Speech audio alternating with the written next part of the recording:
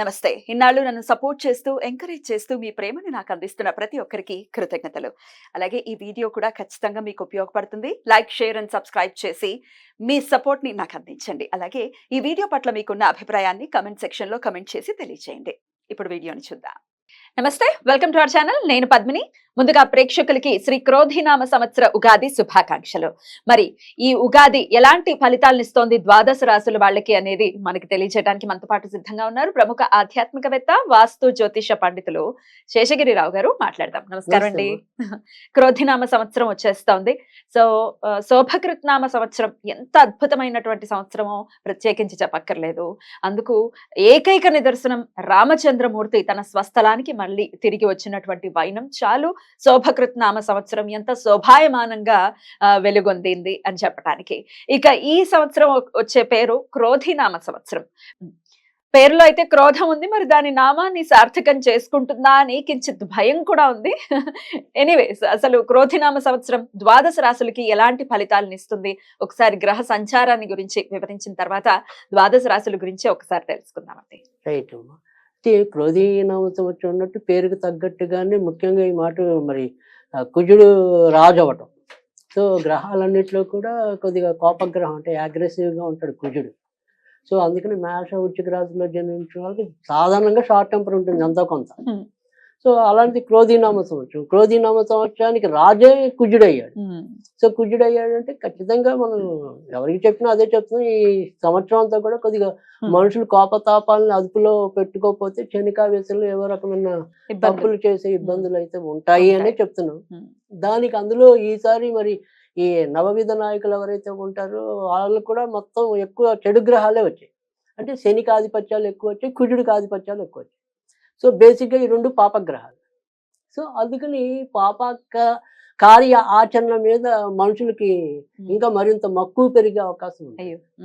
So అందుకని మరి ఎప్పుడైతే ఇలాంటి కార్యాచరణ ఉంటుందో దానికి కోపం తోడైనప్పుడు ఏమవుతాయో తెలుసు. కనుక ఈ నేర ఘోర పరిస్థితులు అయితే కొంత పెరిగే అవకాశాలు అయితే ఉంటాయి.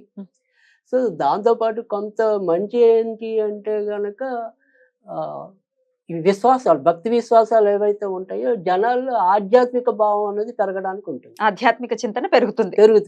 సంతోషం. సో అది కొంతవరకు మనకి ఎంతో కొంత కాపాడడానికి అది మనకు ఉపయోగపడటం అనేది ఉంటుంది.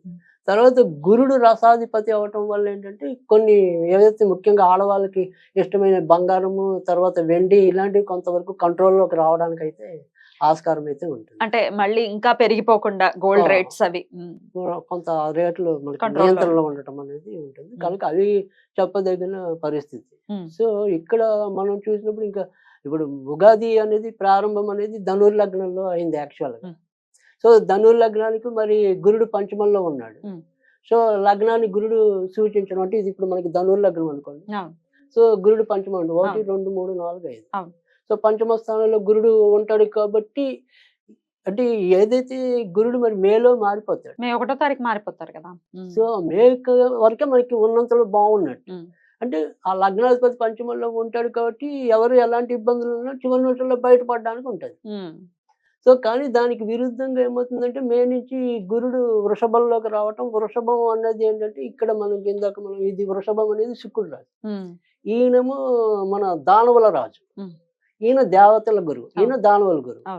సో వీళ్ళిద్దరికి నిజానికైతే శత్రుత్వం ఉంది.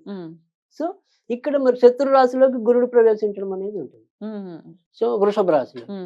సో ఆ వృషభ రాశిలోకి గురుడు ప్రవేశించినప్పుడు ఏమవుతుంది అంటే ఇందాక మనం చెప్పాం ముఖ్యంగా ఏదైతే ఈ స్త్రీ సంబంధించిన వ్యవహారాలు ఏవైతే ఉంటాయో, లేదు ఇప్పుడు రాజకీయాల్లో స్త్రీల ఆధిపత్యం ఉంది, వాళ్ళ ఇచ్చే ఏవైతే సలహాలు సూచనలు ఉంటాయో అవి కొంత వాదాలకు వెళ్ళడానికి అవకాశం ఉంటుంది. ఇంకా ఇంట్లోకి వచ్చేప్పుడు కూడా స్త్రీల మూలకంగా ఏవో రకమైన చికాకులు ఎదురవడానికి అవకాశాలు పెరుగుతాయి. సో తర్వాత రెండోది వచ్చేప్పటికి ఏంటంటే ఇక్కడ వృషభం నుంచి చూసినప్పుడు ఏంటంటే ఇక్కడ గురుడికి రాహు వ్యయస్థానం లాభస్థానంలోకి ఉంటాడు. సో ఈ లాభస్థానంలో ఎప్పుడైతే మరి రాహు వృషభానికి ముఖ్యంగా వృషభ రాశి వారికి తర్వాత వచ్చేప్పటికి ఇది వృషభ రాశి అనుకోండి, ఇక్కడ లాభంలో గురుడు ఉంటాడు. ఇది ఉంటుంది. తర్వాత ఇప్పుడు కొత్తగా పుట్టే వాళ్ళ గురించి చెప్తున్నాను.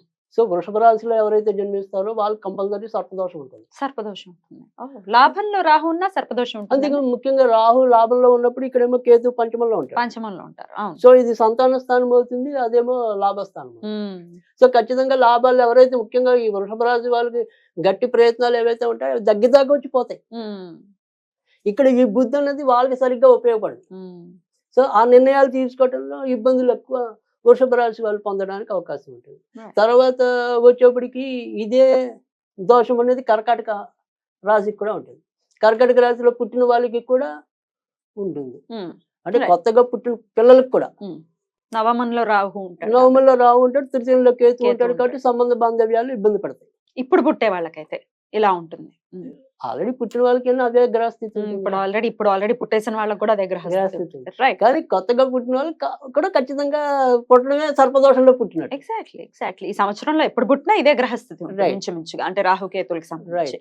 రైట్ అండి. ఇక దేశంలో ఎట్లాంటి పరిస్థితులు ఉంటాయి అనేది ఒకసారి క్లుప్తంగా చెప్పేసి ద్వాదశ రాశుల్లోకి వెళ్ళిపోతాం. రైట్.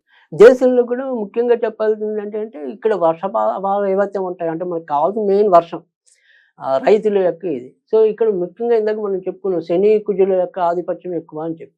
సో శని కుజుల ఆధిపత్యం ఎక్కువ అంటే మిరపకాయల పంటలు బాగా పండుతాయి. అంటే ఎరుపు రంగు ధాన్యాలు ఏవైతే ఉంటాయో లేదా ఎరుపు రంగు పంటలు ఏవైతే ఉంటాయో అవి సమృద్ధిగా పండుతాయి. తర్వాత శనికి సంబంధించి వచ్చినప్పుడు ఏంటంటే నల్లవి అంటే మిరియాలు అనుకోండి, నువ్వులు అనుకోండి, మినుములు అనుకోండి, ఇలా నల్ల రంగు పంటలు ఏవైతే ఉంటాయో వేరుశనగ దాని నుంచి నూనె వస్తుంది. సో అలా ఈ శనికి సంబంధించి నలుపుకి అలాంటివి సమృద్ధిగా పండటం అనేది ఉంటుంది. ఎలక్షన్స్ కూడా రాబోతున్నాయి, ఎట్లా ఉండబోతుంది అనుకోవచ్చు? యుద్ధ వాతావరణం ఉంటుందా? రైట్. అంటే ఖచ్చితంగా ఈసారి కూడా యుద్ధ వాతావరణం అయితే ఉంటుంది. ఆ తర్వాత సరే ఇక్కడ పెద్దగా ముఖ్యంగా మనం చెప్పాలంటే కేంద్రంలో మరీ మార్పులు అయితే ఉండకపోవచ్చు. మళ్ళీ మోదీ ప్రభుత్వమే వస్తుందని అనుకోవచ్చా? 99.5% అయితే ఖచ్చితంగా ఉంది మోదీ ప్రభుత్వం. సో తర్వాత వచ్చేప్పటికి కానీ ఇదే కేంద్ర ప్రభుత్వం కూడా అంటే ఇప్పుడు సపోజ్ కొన్ని ప్రెస్టీజియస్ ప్లేసెస్ ఉంటాయి కొన్ని.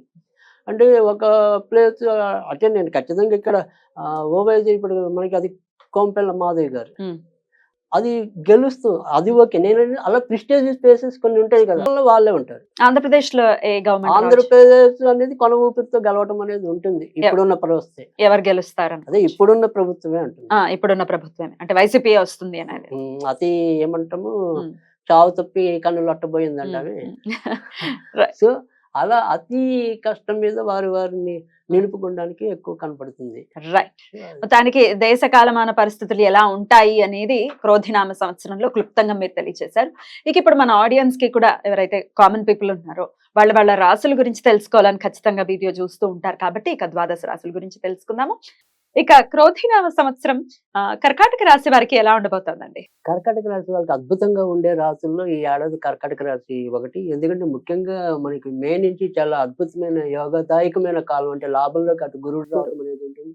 సో మనకి ముఖ్యంగా ఏప్రిల్ మధ్య భాగం నుంచి వరుసగా వీళ్ళకి నెమ్మదిగా ఇంకా గ్రహస్థితి బలంగా కర్కాటక రాశి అంటే ముఖ్యంగా ఈ శుక్రుడి కుంభం నుంచి మీనంకి రావటం అనేది ఉంటుంది. తర్వాత వచ్చేప్పటికి ఏంటంటే రవి అక్కడ మీనం నుంచి మేషానికి రావటం అనేది ఉంటుంది. అంటే 2 గ్రహాలు వచ్చేస్తాయి. తర్వాత వచ్చేప్పటికి ఏంటంటే ఏదైతే కర్కాటక లగ్నానికి మేలు చేసే గ్రహం ఏదైతే కుజుడు ఉంటాడో ఆ కుజుడు కూడా ఇంచుమించు మేకొచ్చేప్పటికి మేషానికి రావటం అనేది ఉంటుంది. తర్వాత మేషంలోకి వచ్చేప్పటికి మేలోకి వచ్చేప్పటికి గురుడు కూడా లాభంలోకి రావటం.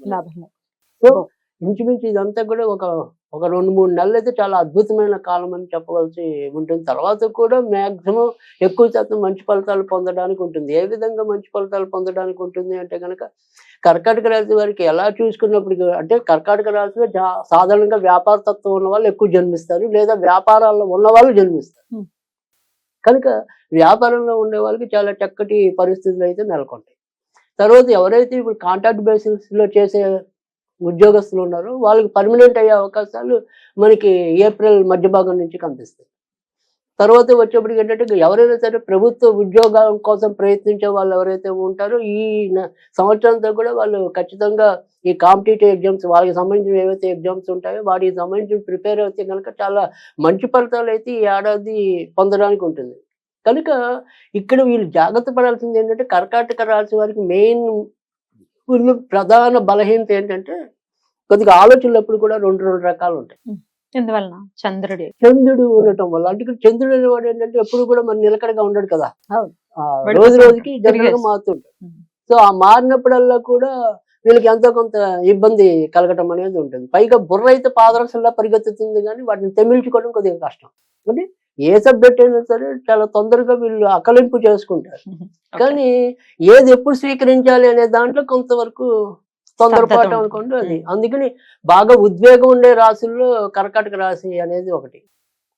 కానీ అయినప్పటికీ కూడా గురుడు మిగతా గ్రహస్థితి అంతా కూడా చాలా బాగుండటం వల్ల ఏంటంటే ఒకవేళ చిన్న చిన్న తప్పుట అడుగులు వేసినా అవి కూడా వీళ్ళకి ఏదో విధంగా అదృష్టాన్ని కలిగించడం అనేది ఉంటుంది. అబ్బో అద్భుతం. సో అష్టమ అందుకని శని భయం అయితే ఉంది, మరి దాని గురించి చెప్పండి. సో అది కూడా ఏదైనా సరే మనం ఏలాంటి అనుకోండి, అర్ధాష్టమ శని అనుకోండి, అష్టమ శని అనుకోండి, అవి పరిపూర్ణంగా చెడు చేస్తాను కదా. ఇదే టైంలో కొంతమందికి మరి ఈ అర్ధాష్టమ శని, అష్టమ శని, ఏలాంటి శనిలో కూడా పెళ్లిళ్ళు అవుతాయి. పెళ్ళిళ్ళు అవుతాయి.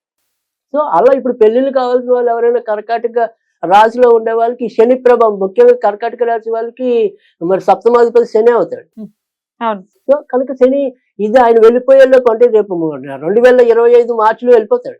ఆ వెళ్ళేలోపు వీళ్ళు చక్కదిద్దడం ఉన్నది కూడా ఆయన బాధ్యతే. అద్భుతం. సో అందుకని శని ఖచ్చితంగా వాళ్ళ కుటుంబ కారకత్వాన్ని ప్రసాదించడం అయితే ఉంటుంది. Right. కనుక కొత్తగా పెళ్లిళ్ళు కావాల్సిన వాళ్ళకి కూడా చాలా మంచి అద్భుతమైన కాలంగా కర్కాటక రాశి వారికి చెప్పాలి. తర్వాత ఇదే కర్కాటక రాశిలో జన్మించి ఎవరైనా సరే రాజకీయ నాయకులు ఒకటి కర్కాటక రాశిలో, వృషభ రాశిలో ఎక్కువ జన్మిస్తూ ఉంటారు. తర్వాత కొంతవరకు తులారాశిలో కూడా ఉంటారు. ఈ తులా, వృషభ, కర్కాటక రాశులు రాజకీయాలకి చాలా ఎక్కువ ఫేవరబుల్ గా ఉంటాయి. అంటే వీళ్ళు డైరెక్ట్ రాజకీయాలకు పనికొస్తారు. అదే మేషము, కుంభము, తర్వాత ధనుసు వచ్చేప్పటికి తెర వెనక రాజకీయాలకు పనికొస్తారు. మనం ఏమంటాం, ఆన్ ద డిస్ప్లే మనం పనికిరాం, behind the display okay. Right. అలా ఇక్కడ ఈ కర్కాటక రాశి అంటే ఇక్కడ మనం చెప్పినట్టయితే కనుక రాజకీయ రంగంలో ఉన్న వాళ్ళకి అనుకూలత ఉంది, ప్రభుత్వ రంగంలో ఉన్న వాళ్ళకి అనుకూలత ఉంది, తర్వాత వచ్చేప్పటికి స్వతంత్ర జీవన వృత్తుల్లో ఉన్న వాళ్ళకి కూడా అనుకూలత ఉంది. అంటే ఎలా చూసినా కూడా వృత్తి, ఉద్యోగ, గౌరవ మర్యాదలు అయితే ఇంకా పెంపొందిస్తారు. కానీ జాగ్రత్త పడాల్సింది ఏంటంటే ఇక్కడ ఈ తృతీయంలో కేతు ఒకటి, తర్వాత భాగ్యస్థానంలో రాహు ఒకటి. దీనివల్ల వచ్చే ఇబ్బంది ఏంటంటే తండ్రి గారితో తాత్కాలికంగా ఏవో రకమైన, పర్మనెంట్ కాదు, వాదాలు ఏవో ఒకటి వస్తూ ఉంటాయి. సో వచ్చి మళ్ళీ సాధ్యమైన తొందరలోనే అవి సమసిపోవడం అనేది ఉంటుంది. కానీ బట్ తప్పకుండా ఎంతో కొంత తండ్రి గారితో ఏవో రకమైన వాదాలు వస్తూ ఉంటాయి.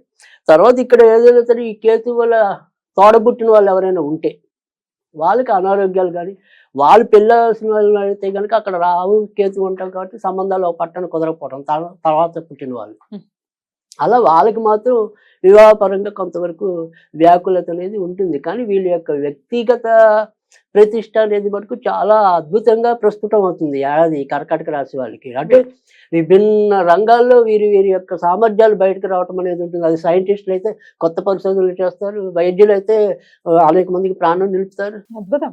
ఏ ఫీల్డ్ లో ఉన్న వాళ్ళకి ఆ ఫీల్డ్ లో బాగుంది. అందుకని ఎలా ఒకవేళ సపోజ్ చిన్న చిన్న తప్పులు చేసినా కానీ బయటపడతారు, ఇబ్బంది లేకుండా ముందుకెళ్ళటం అనేది ఉంటుంది. కనుక ఇది కర్కాటక రాశి వాళ్ళకి మటుకు ఈ ఏడాది అన్ని రాశుల్లో కూడా చాలా మంచి రాశి అని ఈ ఏడాది మనం చెప్పచ్చు. ఖచ్చితంగా.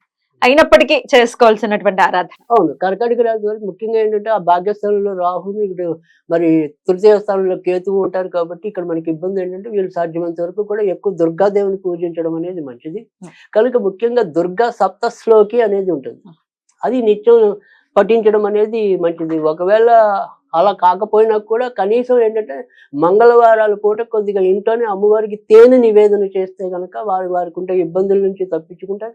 అలాగే సప్తశ్లోకి చదవలేని వాళ్ళు కనీసం ఓం దుమ్ ఓం దుమ్ ఓం దుమ్ అనేది నిత్యం జపించడం వల్ల కూడా మంచి జరుగుతుంది. దుమ్ అనేది దుర్గాదేవి బీజాక్షరం కాదు, అంటే దుమ్ అనేది ఒకటి, తర్వాత రెండోది ఇదే ధూమ్ అనేది ధూమవతికి కూడా బీజాక్షరం.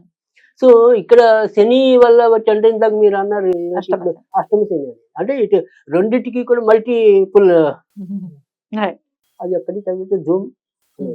రైట్ అండి. చాలా బ్యూటిఫుల్ ఇయర్ గా ఖచ్చితంగా ద్వాదశ రాశిలో కర్కాటక రాశి వారిది నంబర్ 1 ప్లేస్ లో ఉంది కాబట్టి చాలా చాలా హ్యాపీగా ఫీల్ అవుతారు ఈ ప్రొడిక్షన్స్ విన్న తర్వాత కర్కాటక రాశి వాళ్ళు. అద్భుతం అండి. ఇక నెక్స్ట్ ఎపిసోడ్ లో సింహరాశి గురించి మాట్లాడుకుందాం. Thank you so very much అండి. నమస్తే. నమస్తే అండి.